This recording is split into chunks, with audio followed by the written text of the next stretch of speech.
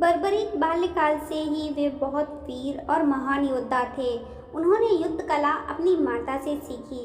माँ आदिशक्ति की तपस्या कर उन्होंने उनसे त्रिलोकों को जीतने में सक्षम धनुष प्राप्त किया, साथ ही असीमित शक्तियों को भी अर्जित कर लिया। तत्पश्चात अपने गुरु श्री कृष्ण की आज्ञा से उन्होंने कई वर्षों तक महादेव की घोर तपस्या करके उन्हें प्रसन्न किया और भगवान शंकर से 3 अभेद बाण प्राप्त किए और 3 बाणधारी का प्रसिद्ध नाम प्राप्त किया। महाभारत का युद्ध कौरवों और पांडवों के मध्य अपरिहार्य हो गया था, अतः यह समाचार बर्बरीक को प्राप्त हुआ तो उनकी भी युद्ध में सम्मिलित होने की इच्छा जागृत हुई। जब वे अपनी माता से आशीर्वाद प्राप्त करने पहुँचे तब माँ को हारे हुए पक्ष का साथ देने का वचन दिया। वे अपने नीले घोड़े, जिसका रंग नीला था, पर 3 बाण और धनुष के साथ कुरुक्षेत्र की ओर, रणभूमि की ओर अग्रसर हुए। सर्वव्यापी श्री कृष्ण ने ब्राह्मण वेश धारण कर बर्बरीक से परिचित होने के लिए उन्हें रोका और यह जानकर उनकी हंसी भी उड़ाई कि वह मात्र 3 बाण से युद्ध में सम्मिलित होने आया है। ऐसा सुनकर बर्बरीक ने उत्तर दिया कि मात्र 1 बाण शत्रु सेना को परास्त करने के लिए पर्याप्त है और ऐसा करने के बाद बाण वापस तर्कस में ही आएगा। यदि बाण का प्रयोग कर लिया गया तो तीनों लोकों में हाहाकार मच जाएगा। इस पर श्री कृष्ण ने उन्हें चुनौती दी कि इस पीपल के पेड़ के सभी पत्तों को छेद कर दिखलाओ, जिसके नीचे दोनों खड़े थे। बर्बरीक ने चुनौती स्वीकार की और अपने तुड़िक से 1 बाण निकाला और ईश्वर को स्मरण कर बाण पेड़ के पत्तों में चला दिया। तीर ने क्षण भर में पेड़ के पत्तों को छेद दिया। श्री कृष्ण के पैर के इर्द गिर्द चक्कर लगाने लगा, क्योंकि एक पत्ता उन्होंने अपने पैर के नीचे छुपा लिया था। बर्बरीक ने कहा कि आप अपने पैर को हटा लीजिए, वरना ये आपके पैर को चोट पहुंचा देगा। श्री कृष्ण ने बालक बर्बरीक से पूछा कि वह युद्ध में किस ओर से सम्मिलित होगा, तो बर्बरीक ने अपनी माँ को दिए वचन दोहराया। वह युद्ध में उस ओर से भाग लेना चाहेगा जिस ओर निर्बल और हार रहा होगा।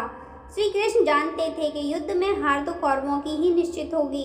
इस पर बर्बरीक ने उन्हें साथ दिया तो परिणाम उनके पक्ष में ही होगा। ब्राह्मण वेश में श्री कृष्ण ने बर्बरीक से दान की अभिलाषा व्यक्त की। इस पर बर्बरीक ने उन्हें वचन दिया अगर वो उनकी अभिलाषा पूर्ण करने में समर्थ होगा तो अवश्य करेगा। श्री कृष्ण ने उनसे शीश का दान मांगा। बालक बर्बरीक क्षण भर के लिए चकरा गया, परंतु उसने अपने वचन की दृढ़ता जताई। बालक बर्बरीक ने ब्राह्मण से अपने वास्तविक रूप में अवगत कराने की प्रार्थना की और श्री कृष्ण के बारे में सुनकर बालक ने विराट रूप के दर्शन को अभिलाषा व्यक्त की। श्री कृष्ण ने उन्हें अपना विराट रूप दिखाया।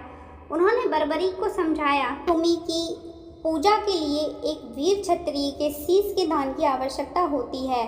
उन्होंने बर्बरीक को युद्ध में सबसे वीर की उपाधि से अलंकृत किया, अतएव उनका शीश दान में मांगा। बर्बरीक उनसे प्रार्थना की कि वह अंत तक युद्ध देखना चाहता है। श्री कृष्ण ने उनकी यह बात स्वीकार कर ली। फागुन माह की द्वादशी को उन्होंने अपने शीश का दान दिया। उनका शीश युद्ध भूमि के समीप ही एक पहाड़ी पर सुशोभित किया गया, जहां से बर्बरीक संपूर्ण युद्ध का जायजा ले सकते थे। युद्ध की समाप्ति पर पांडवों में ही आपसी बहस होने लगी कि युद्ध में विजय का श्रेय किसको जाता है। इस पर श्री कृष्ण ने उन्हें सुझाव दिया कि बर्बरीक का शीश संपूर्ण युद्ध का साक्षी है, अतएव उनसे बेहतर निर्णायक भला कौन हो सकता है। सभी इस बात से सहमत हो गए। बर्बरीक के शीश ने उत्तर दिया कि श्री कृष्ण ही युद्ध में विजय प्राप्त कराने में सबसे महान कार्य किया है। उनकी शिक्षा, उनकी उपस्थिति, उनकी युद्ध नीति ही निर्णायक थी।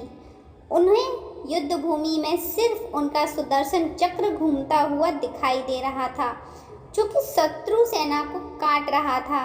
यह सुनकर श्री कृष्ण ने बर्बरीक को वर दिया और कहा कि तुम मेरे श्याम नाम से पूजे जाओगे। खाटू नामक ग्राम में प्रकट होने के कारण खाटू श्याम के नाम से प्रसिद्धि पाओगे और मेरी सभी 16 कलाएं तुम्हारे शीश में स्थापित होंगी और तुम मेरे ही प्रतिरूप बनकर पूजे जाओगे।